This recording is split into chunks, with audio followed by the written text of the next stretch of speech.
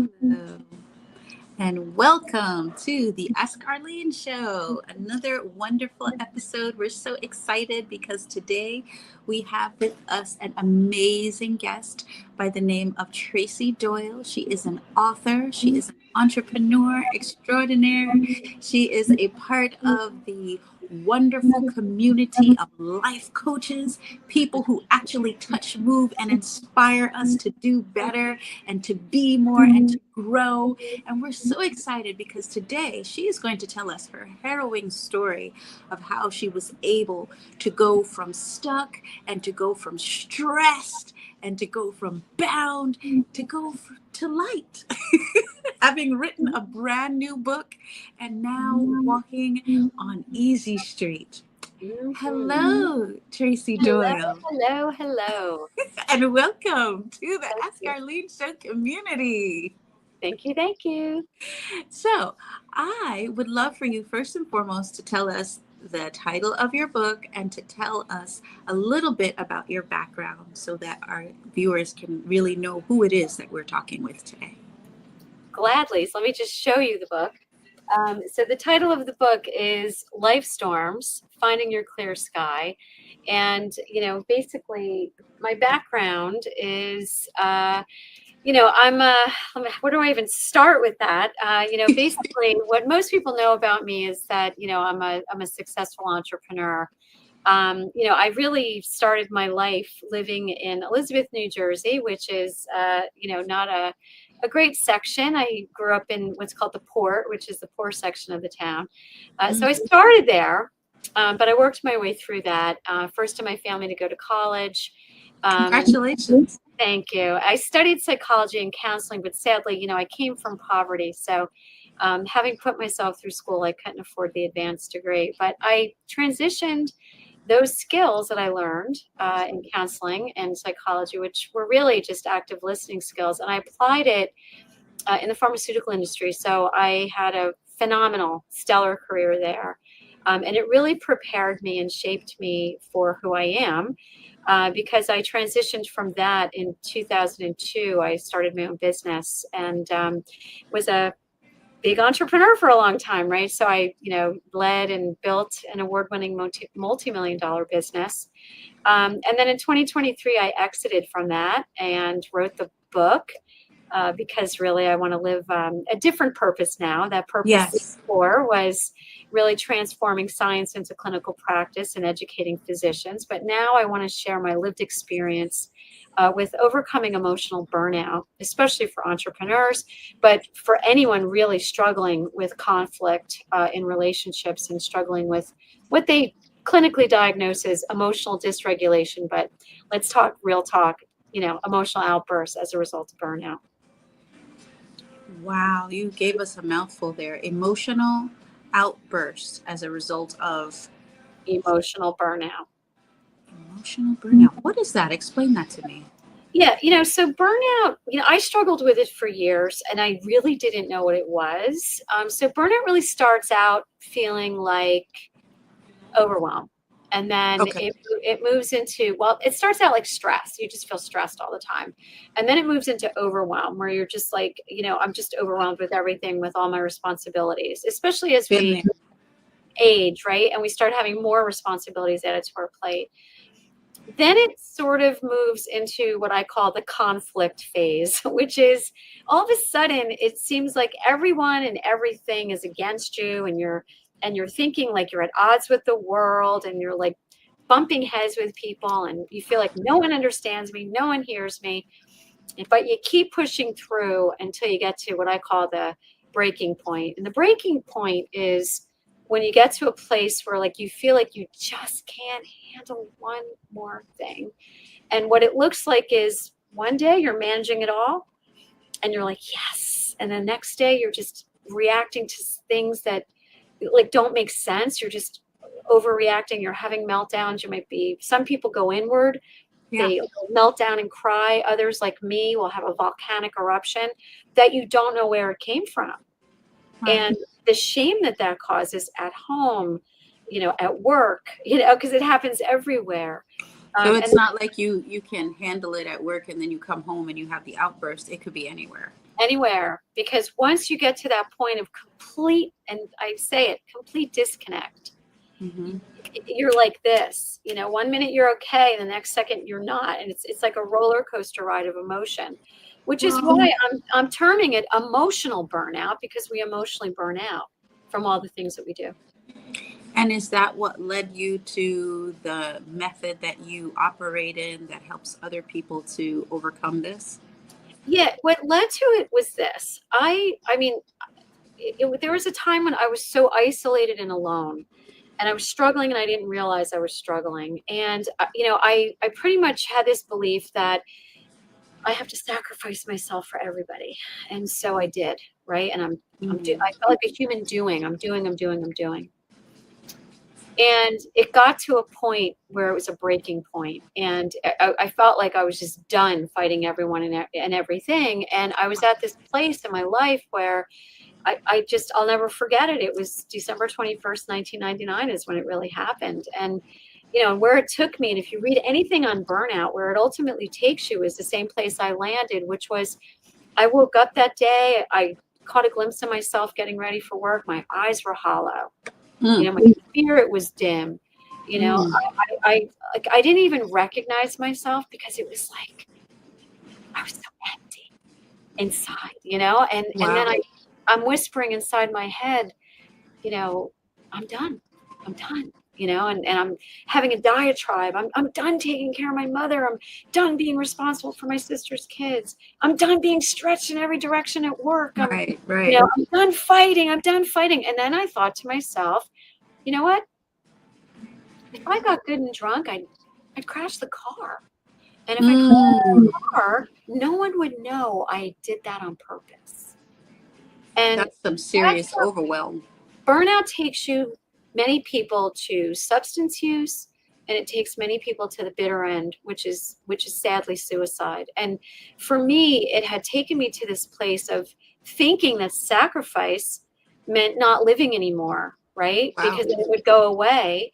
Because I went through with that, and I woke up to someone knocking on my window, and I was like, oh my God, what did I do? And how did I get so lost? I mean, I was a wreck, because that next day, the shame I felt having gone through with that Yes. was pretty much, you know, like you could have killed yourself and two people. And it was like my head yelling at me and my heart going, but you're still here.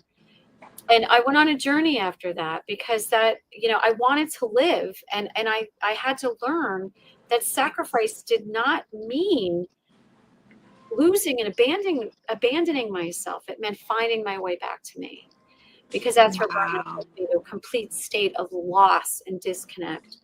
So that journey, what it looked like was giving myself permission to ask for and accept help. And that included obviously getting treated for depression. I had a lot of trauma in my life, and Yes. I had dealt with some of it. Some of it I hadn't, and I was depressed and I didn't know it. So I got help for that, because clearly suicidal thoughts were suicidal thoughts, Not a good thing, right? right? I went to therapy, and what happened was that first year I was on stable footing. It felt like I can handle life. And then I started Okay. my business, and it came back. I started my business and it came back.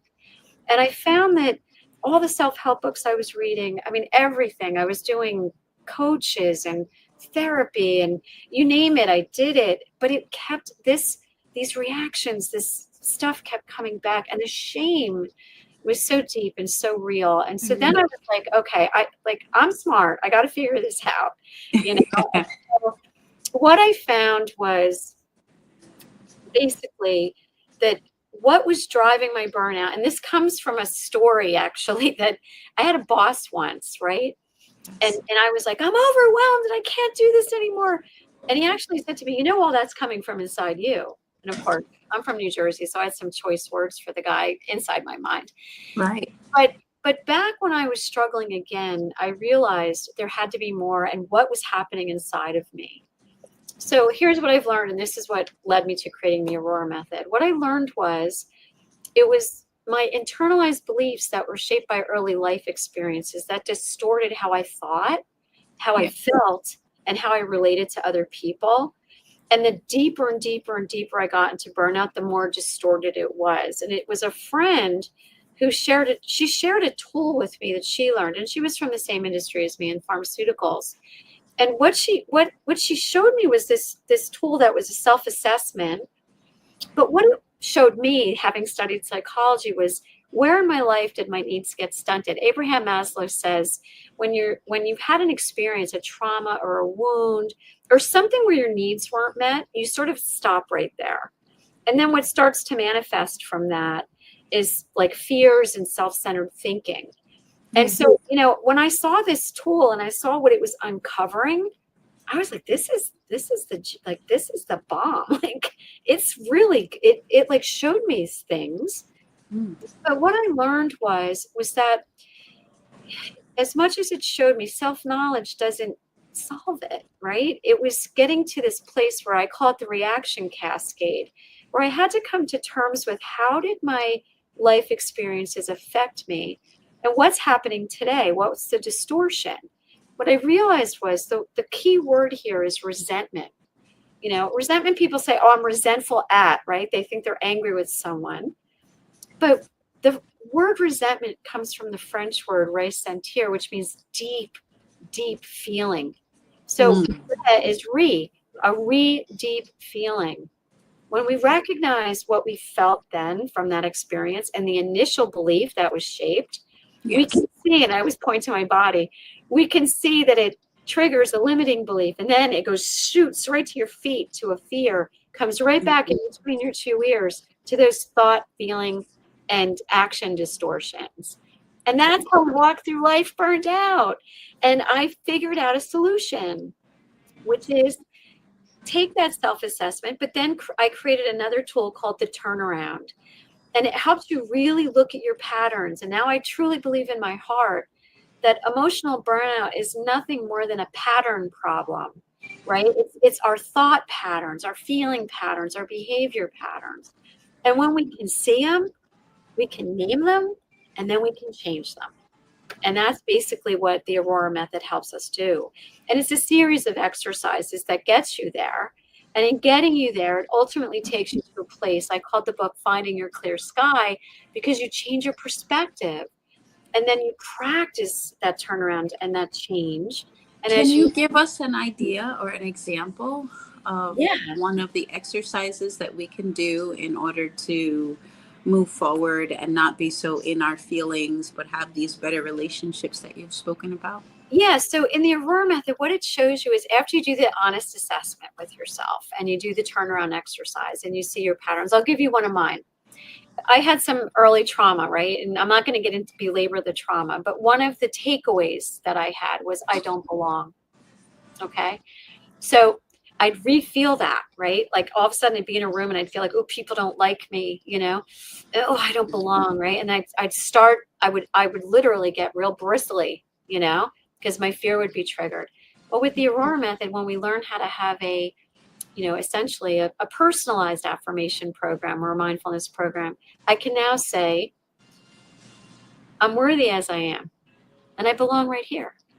And as I'm feeling the fear and I can feel the bristle, so now I'm in touch with my body. I could feel the happen, right? And I have to sit for a second. Not that I have to leave the room. I sit for a second in a meeting. I sit for a second in a networking event. I sit anywhere I am. And I literally just sit there and I can listen and talk and say, I'm worthy as I am. I belong right here inside my mind until the feeling dissipates. And what does it do? It keeps me present. It keeps me grounded. It keeps me kind. It keeps me understanding. And people are like, wow, girl, you're great. And meanwhile, inside, I'm like, oh, okay. right? All right. So Well, I celebrate you. works. I applaud you. Thank you so much for sharing all of that good stuff with us. Now, my question for you is, I heard what you said, and to me, it sounded like you were using affirmations. Would that be correct? Mm-hmm. And you were calming your nervous system, because Correct. when we get stressed, I know with me, I get hot. Mm-hmm. Mm-hmm. I mean, my body literally is heating up. I feel Exactly. hot. And so, like, you're your nervous system is wonky, and you're sitting down, you're taking a minute, you're relaxing, and you're also giving yourself the positive affirmations so that you can think a new thought and move forward. You mentioned that you did psychology. Was that one of the areas of study that you did, or did you do psychology just in terms of your own walk and your own? Well, no, I wanted to become a clinical psychologist, and I had also had I wanted to become a counselor. So I learned a lot of technique back in my early life. So what this work does, if you've heard of shadow work, which is sort of like, it comes from Carl Jung. So when you look at the self-assessment in the Aurora method, it's really based on Abraham Maslow, right? Then when you get to the turnaround, it's really the shadow work. It's going deep with yourself and looking at your patterns and identifying what those initial beliefs were that are So, for those of triggering. us who may not know what shadow work is, explain to Oh, us. I'm sorry. Yeah. So Carl Jung was back in the, I guess the 1800s and the 1900s, Yes, but a very, very, well-renowned very father of renowned psychology. father, right? Him and Abraham Maslow both. But what's beautiful about Carl Jung's work, he says, when you can bring to the conscious, the unconscious mind, if you will, then Mhm. you can change. But many people struggle with that concept, which is, how do I bring to the conscious my unconscious mind? What the self-assessment does is it puts it out on one little piece of paper with a grid, and the turnaround is just a series of check boxes so that you can squarely look at your patterns quickly. When you see them, you're enlightened, right? And then what you do is you go back and you look at it and you look at the things that repeat over and over. And when you go back to the initial time it happened, you recognize, like in my case, that the I don't belong. It happened at an experience I had from my stepfather's mom. I'm Wow. not going to get into that, but because it's a story. But the point is that what I internalized there replayed over and over and over to the point of affecting me as a partner, affecting me as a leader, affecting me as a friend, and it kept me isolated, right? And meanwhile, I'm like craving connection, right? And Wow. I'm the one keeping myself apart. So when I saw that, I was like, whoa. And I knew what to do next, which was, how do I do the opposite, right? So when we think and do the opposite, which is a very simple exercise, you write down what's the trait based on, what your belief tells you and the behavior that you do. Yes. And the book goes into all these various traits, which is, Mhm. you just get to name them. And then what is the opposite that you can practice? So it's not like taking a watermelon and swallowing it whole. It's recognizing what's in front of you and empowering yourself with emotional clarity to change and being accountable to yourself and to everyone in your life. Beautiful. Beautiful. So, I know that you probably took a lot of time to learn this methodology and put a lot of time into writing this book. And so it's very hard to give us the nuts and bolts in 10 minutes or less Mhm. that we have left. But give us, you gave us one exercise. I guess that is the exercise, to actually write down what the thoughts are that we're having that are not serving us, and then write down the thoughts that would be the opposite, and then do it. Yep, it's an exercise. It's very clear. If you go to my website, well, first, if you buy the book, it's all in the book. It's all there, and it just shows you right what to do, and it's simple, you know. But go ahead. That's one. Okay, give us another exercise. Yeah, one of my favorites is what I call the 1 minute meditation. And, essentially it's just, oftentimes, especially for women, I always speak to women, but men and women who are overwhelmed and you're struggling with emotional burnout, it feels like I keep saying churn. The inside feels like I can't handle it, I can't handle it, I can't handle it. Mm. So depending on what you're dealing with, right? It takes 1 minute. You just basically, I usually will breathe in, I'm handling it, and I'm breathing out, fear, right? So Mm. once I recognize what's happening, so I have to know what it is. So I'm handling it, letting go of fear, and it's a very simple exercise. And I mean, it's something that can be done all day long and very, very simple. Another one is really looking at morning intention. When you know what your traits are, you really can create your own mindfulness intention and set it. It takes 5 minutes. 5 minutes of quiet intention sets your day up. And then 1 minute meditations throughout keeps you set, if that makes any sense. But those are two of the key ones that I do. Say that again. 5 minutes of 5 minutes of conscious intention, right? conscious intention. So once you understand what's happening, right, within, you have to do the exercises to get there. Once you understand yourself, you can set your intention for the day. So for me, it would be, especially what I recognized as some of my traits, having grown up on the street, being a street girl, I was tough, right? I fought. And so having made it and getting out of poverty, Mm-hmm. I found myself like, how dare you question me? How dare you not respect me? That trait is called self-importance, right? Or I would fight you to, not fight, but argue with you that my way was the only right way. That trait is self-righteousness. So if I'm practicing the opposite, right? Self-importance is really being humble. Self-righteousness is being kind and understanding. So my morning intention when I was working on this stuff years ago was, I'm open and receptive. You know what I mean? I'm listening and I'm kind. I'm recognizing others' opinions. I'm acknowledging, right? And I'd take 5 minutes of just, this is who I'm going to be today. And as I did that, what I found was people would say to me, gosh, you're so approachable. And meanwhile, before that, they were like, I'm terrified of you, So I was able to change the whole dynamic of every relationship that I touched by practicing my morning intention. 5 minutes is all it takes. But the challenge is giving yourself permission to make 5 minutes for yourself. To take the 5 minutes. So most of our listeners are business owners, entrepreneurs, speakers, teachers, authors, trainers.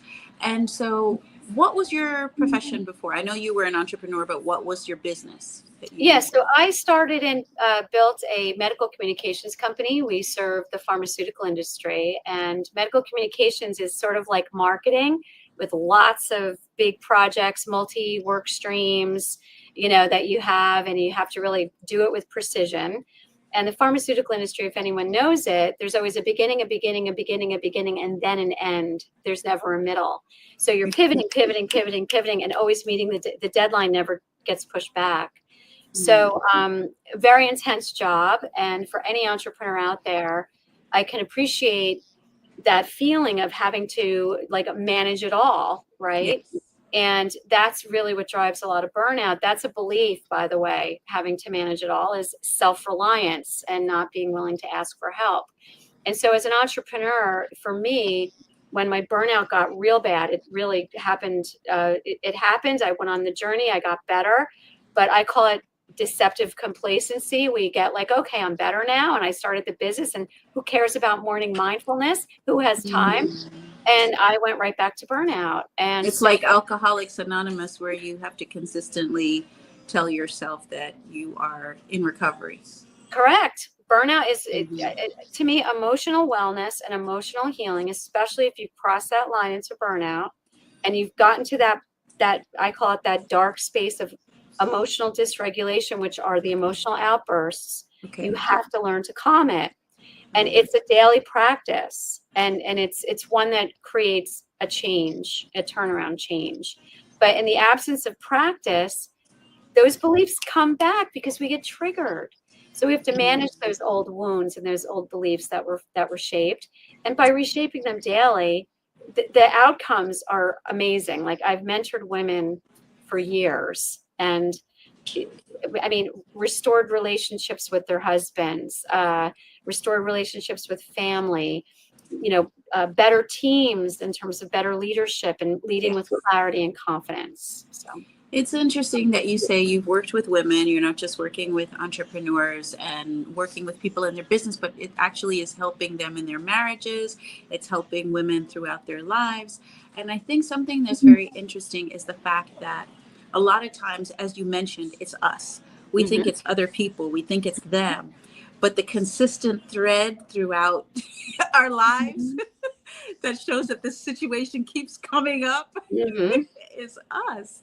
And so Mm-hmm. it's so important, really, to begin to look at those recurring situations, like you mentioned that you didn't feel that people liked you, but there were different situations, different settings. And in each setting, you still didn't think that people liked you. Like if they didn't like you over there, well, maybe they like you here, but no, it's actually us and we're doing it to us. So Mm-hmm. it's so doing it to ourselves. So it's so impactful for me that you said that this was able to change relationships, because everything is relationships. I come from an HR background. My higher ed degree is in human resource development. And Mm-hmm. so I worked in management. I did a lot of conferences and things like that. And one of the major reasons why people lose jobs, people think it's because they're not qualified or because they've messed up and made mistakes. But actually, the secret is that it's relationships. We're Mm-hmm. not able to get along with the people that we work with. That's really Exactly. what leads to people being fired, because most people wouldn't even be interviewed if they Exactly. didn't have the qualifications on paper. And so our relationships with our husband, our relationships with our family, our relationships with our friends, our relationships with our coworkers, Exactly. if we can solve this particular issue as you're talking about today, Tracy, we can pretty much transform our entire lives and We can. every aspect of our lives. We can. So this is one of the reasons why I'm so excited to talk to you today, and why I believe that your book and your content is squarely in the middle of where we need to be and what we need to be looking at. Because as an entrepreneur, it's so important for us to check our mindset. You were very successful as an entrepreneur, however. Tell us how you were able to cope with these challenging situations and yet still be such a successful entrepreneur while dealing with these other scary situations that had happened to you in the past. You What were know, some of the things that you were doing in order to yeah, I mean, not just I think the biggest thing be for there me, but be and, successful? and I'm not, I was always very driven, right? Because I came from scarcity. So I had this drive that I had to do, I had to do, I had to do at my own expense. Mm, So when I burned out and I couldn't recognize my burnout, I was reactive. I mean, when I tell you the level of shame I have for some of the wow. things that happened because I couldn't control it, I mean, I had to go through a healing journey to finally recognize healing came from within so I could forgive myself. So Wow. burnout, burn bridges. So, but what I found was, and this is my favorite recent story because a woman for me. I hired her. She was my fifth hire when I started my business. And Yes. she remembers how I was. And now she's working with me again. And what she said after she read my book was, "Oh my God, I noticed you were changing. Wow. I didn't know what you were dealing with." And Beautiful. Beautiful. so she saw the change, she saw the transformation. Now, that's not to say things like it's not like we become perfect. Right. This is not Well, about no, perspection doesn't exist. no, this is about ongoing Improvement, progress, right? It's progress, it's improvement. And as I continuous said, quality improvement. and that's why I call it deceptive complacency, because then we're like, oh, I'm good. And then we're like, I don't, that was me. I'm like, oh, I don't have time for 5 minutes anymore. I'm good. I'm good. I'm good. Bam, it would come back. Not that it came right back, but Right. over time I would Crept get a up. trigger and I didn't handle it. And then it's like, oh, I did it again, right? So then Mm, I just really learned how to regulate. And what I committed myself to was daily practice matters. Healing from the inside matters because when I heal from the inside, I keep saying it, like everything around us changes, but it's us mm, leading the change. It's mm. us leading the change, not them who have to change. It's us. And as so many women I know who manage it all, it's like, why do I have to do it? Right. Right. And what I find is it's because we're the ones leading the disconnect too. Yeah. Yeah. And It's so so when we, funny. yeah, I go was ahead. listening to a lady by the name of Shonda Rhimes. She's the one, I don't know if you're familiar with her. She has written many of these television shows, Scandal. highly successful Yeah. woman. You do know her. On Bridgerton. Yeah, I do. Exactly. Okay, great. You know the community. Yeah, yeah. So I was just listening to her talk yesterday because she wrote a book as well. And she was saying the same thing that you're saying. She was highly successful. Hmm. producing all these multiplicity of shows, but yet internally, she was hiding. She was Mhm. unhappy. Mhm. She was not going out, going anywhere, or talking to people. She felt they Mhm. didn't like her. She couldn't get along with them. And if she had a book like yours back then, or if she had your Aurora method, Mhm. she would have been able to move forward that much faster. And so, in this last few minutes before we close out, I'm so excited that you came to share with us this amazing new method that you have produced. Is there anything that you want to share with us before we go? Yeah, the book really gives you the roadmap, but many people just they don't want to do it alone. So what I say to anyone who's listening is you don't have to do it alone. I'm offering a course. I'm offering a free webinar if you want to understand the hidden drivers and visually see the reaction cascade and what it does. So just www.tracydoyle.life if you're interested in walking through the Aurora method. It's an 8-week program. It really does produce change if you commit to it. So that's what I'd like to say. But the thing is Arlene, I've been there, I've done that, I've been a big entrepreneur, but what I have to say is like living this purpose, like for me, if I can just help other struggling folks who feel so Mm, emotionally alone and disconnected find their way back to themselves. And I always say their higher power, their God, and also to the other people in their lives, then yes, that's a legacy worth living for. That's really what my purpose is today. beautiful. And where do we find the book as well? Oh, it's on Amazon. It's on Amazon. It's in hardcover, softcover, Kindle book, so ebooks.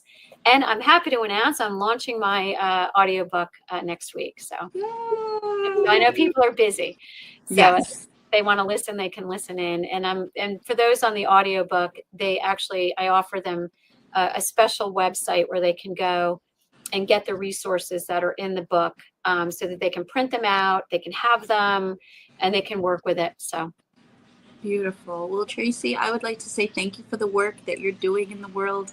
Thank you for the amazing changes that you're making in the lives of men and women throughout. And I am looking forward to being a part of your program as well. And I would encourage anybody out there who's listening. She is an amazing person. She does not just talk the talk, but she walks the walk, that kindness, that extension of herself. And so I definitely would encourage you to go by and check out her site and click and get her books and be a part of this wonderful journey as well. Thank you so much for joining us thanks, today. girl. And I look forward to having you come on again. Will you come back again and spend some Oh, time with us? absolutely, girl. Would love it. Thank you so much. Thank you so much. All Take righty. care. Bye And thank you to our listeners for joining us today as well. Bye bye. bye. Bye.